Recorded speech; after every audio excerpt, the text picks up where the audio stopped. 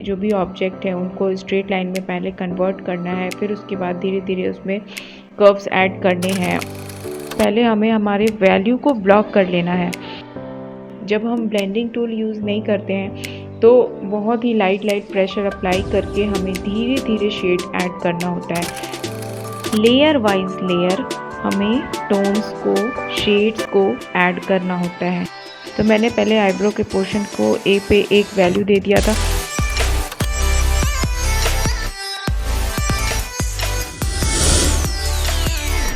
Hello friends, welcome back to my YouTube channel. तो how are you all? I hope you all are doing good. तो जैसा कि अभी मैंने बताया कि मैं आज रियलिस्टिक आई ड्रॉ करने वाली हूँ, जो रियलिस्टिक शेडिंग करने वाली हूँ आई की विदाउट एनी ब्लेंडिंग टूल।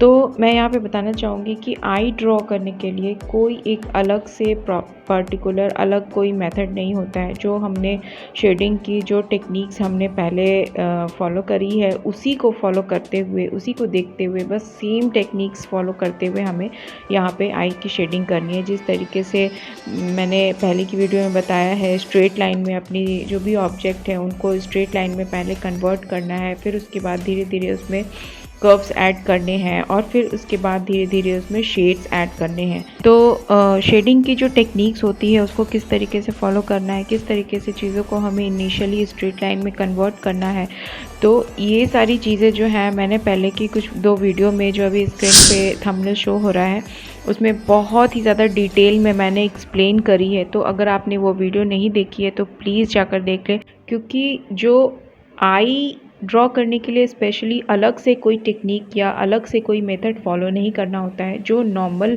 किसी एक ऑब्जेक्ट को ड्रॉ करने के लिए या फिर उसमें शेड देने के लिए जो भी हम टेक्निक्स फॉलो करते हैं, बिल्कुल सेम टेक्निक्स फॉलो करते हुए हमें आई को भी ड्रॉ करना है। इसको भी हमें एक ऑब्जेक्ट की तरह ही ट्रीट करना है, ठीक है। सबसे पहले हमें अपने वर्क को इस मेज़र जो बोल्ड स्ट्रेट लाइन में जो लॉन्ग स्ट्रेट लाइन होती है उसमें हमें हमारे वर्क को कन्वर्ट कर लेना है। फिर उसके बाद उस लॉन्ग स्ट्रेट लाइन को हम छोटे छोटे लाइंस में कन्वर्ट कर सकते हैं, जहाँ पे जैसे कर्व्स, जैसे आईज़ का जो ऊपर का जो लिड है वो एक कर्व लाइन है ना। तो उसको भी हम पहले तो हमने एक मेज़र स्ट्रेट लाइन में देखा, आपने लॉन्ग स्ट्रेट लाइन में हमने उसको ड्रॉ किया, फिर उसके बाद उसको ब्रेक करते हुए छोटे छोटे स्ट्रेट लाइन में उसको ऐड करके कर्व का एक शेप दे सकते हैं। जब ये हो जाएगा, जब छोटे छोटे स्ट्रेट लाइन में कन्वर्ट हो जाएगा, तब उसके बाद आप धीरे धीरे उसमें कर्व्स, उसी लाइन को कंसीडर करते हुए आप उसमें कर्व्स को ऐड कर सकते हैं। फिर उसके बाद उसमें धीरे धीरे शेड ऐड करना है। सबसे पहले जो एक मिडिल टोन होता है वो आप ऐड कर सकते हैं। फिर उसके बाद आप जहाँ पे आपको हाइलाइट्स डालनी है, जहाँ पे बिल्कुल लाइटर टोन है, वहाँ पे आप नीडेबल इरेजर से आप उसको रब करके वहाँ पे हाइलाइट ऐड कर सकते हो। और जहाँ पे डार्कर टोन है उसके बाद आप उसको डार्क टोन में ऐड कर सकते हो, ठीक है।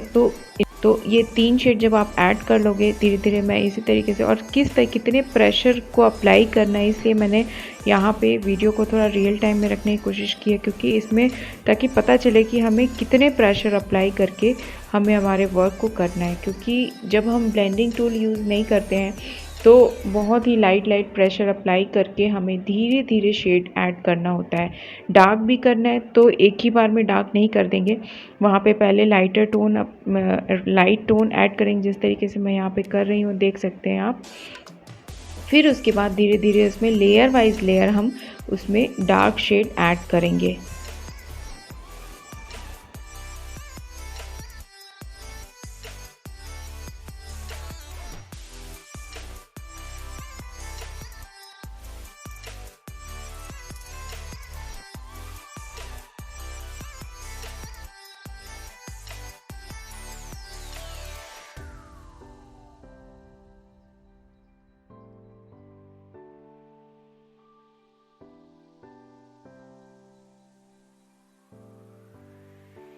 यहाँ पे मैं धीरे धीरे आईब्रो के हेयर्स को ऐड कर रही हूँ। तो आप देख सकते हैं यहाँ पे किस तरीके से मैंने यहाँ पे आईब्रो के पोर्शन में मेजर एक शेड पहले मैंने ऐड कर दिया था। इनिशियली एक मिडिल टोन ऐड कर दिया था। सिंपल एक तरह से कलर फिल करने जैसा एक है कि मतलब इनिशियली आपको एक टोन फिल कर देना है उस पोजीशन, उस पर्टिकुलर प्लेस पे जहाँ पे डार्क और लाइट है उसको कंसीडर करते हुए जहाँ पे डार्क है वहाँ पे एक मिडिल टोन फिल कर देना है। फिर उसके बाद जब हमारा मतलब मेज़र हमें ब्लॉक इन कर लेना है, जिस तरीके से जो इसके पहले और भी पहले मैंने वैल्यू ब्लॉक इन के ऊपर भी बहुत सारी वीडियोस डाली हैं, तो आप उनको भी देख सकते हो किस तरीके से इनिशियली जब हम शेड स्टार्ट कर रहे होते हैं तो हमें कैसे पहले हमें हमारे वैल्यू को ब्लॉक कर लेना है।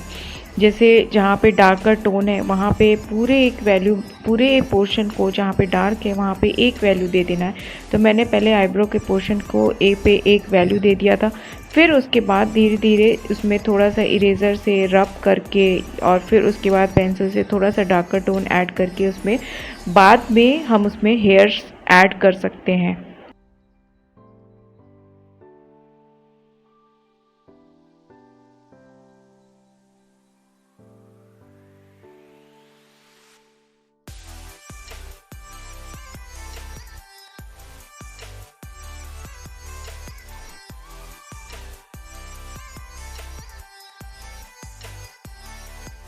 तो शेडिंग करने का यही प्रोसेस होता है जो क्लासिकल प्रोसेस होता है, क्लासिकल मेथड होता है।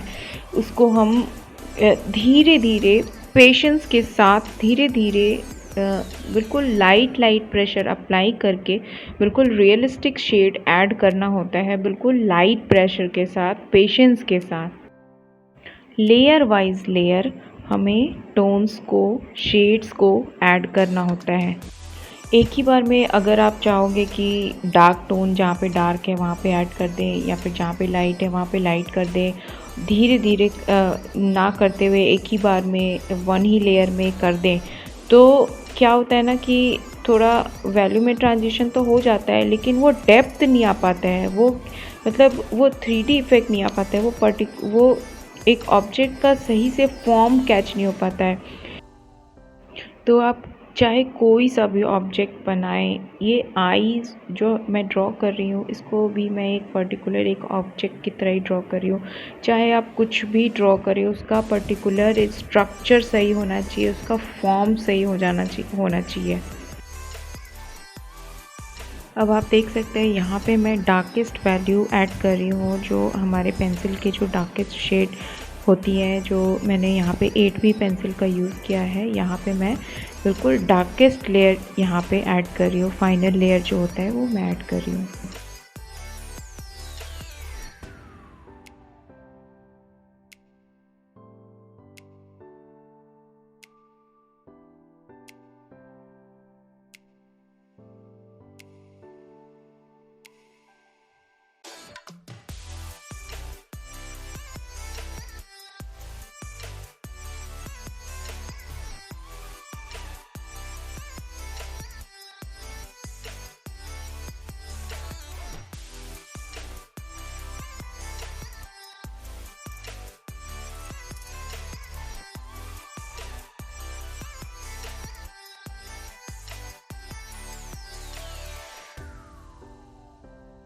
यहाँ पे मैं सेकंड आई ले रही हूँ, ये थोड़ा सा एंगल में है, ये आई थोड़ा सा साइड टिल्टेड की तरफ देख रहा है। तो इसको भी हमें ऐसा कोई पर्टिकुलर एक ये अलग से कोई मेथड नहीं होता है, इसको भी हमें उसी तरीके से, चाहे कोई भी हमारा ऑब्जेक्ट किसी भी एंगल में हो, किसी भी शेप का हो, किसी भी साइज का हो, मतलब इस स्ट्रेट लाइन वाली जो टेक्निक है इसको फॉलो करते हुए आप दुनिया की कोई भी चीज़ें बहुत ही ईज़िली ड्रॉ कर सकते हैं। कोई अलग से मेथड नहीं फॉलो करने की ज़रूरत है, बस हाँ आपको एक पर्टिकुलर ऑब्जेक्ट के स्ट्रक्चर को समझने की ज़रूरत है।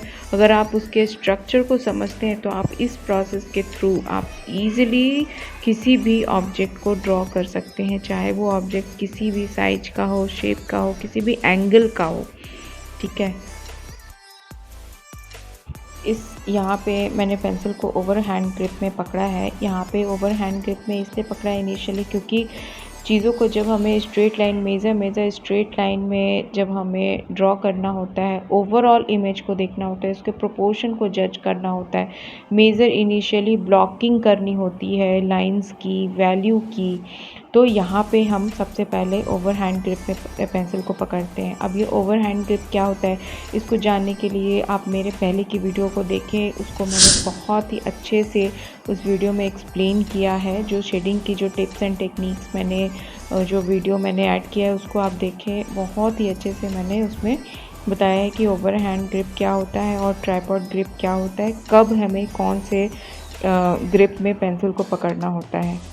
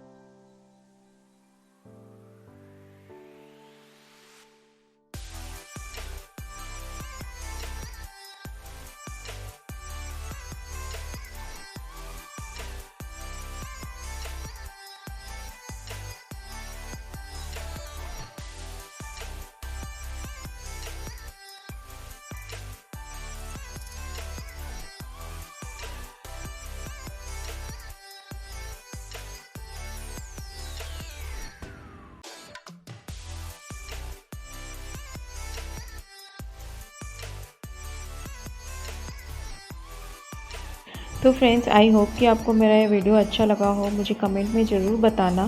और यहाँ पे मैंने 2 आई की वीडियो अपलोड करी है, 2 आई की स्केचिंग मैंने और करी थी इस समय, तो आप मुझे बताना अगर आप देखना चाहते हैं और भी ज़्यादा थोड़ा और डिटेल में देखना चाहते हैं, रियल टाइम में देखना चाहते हैं, तो आप मुझे कमेंट में बताना। उन 2 आईज़ की भी वीडियो मैं अपलोड कर दूँगी, ठीक है। और नेक्स्ट वीडियो में मैं बहुत सारे और भी इसी तरीके से रियलिस्टिक फीचर्स के ऊपर मैं काम करने वाली हूँ, तो आप प्लीज़ मेरे साथ बने रहना फ्रेंड्स। और eyes, nose, mouth, lip, ear, इन सारे के स्ट्रक्चर को भी मैं एक्सप्लेन करूँगी, तो आप फ्रेंड्स मेरे साथ प्लीज़ बने रहना। और अगर आपको मेरा ये वीडियो अच्छा लगा हो तो प्लीज़ एक लाइक भी कर देना और मेरे चैनल को सब्सक्राइब कर लेना, ताकि मैं आगे जितनी भी सारी वीडियोस लेकर आऊँ वो आप तक पहुँच पाए।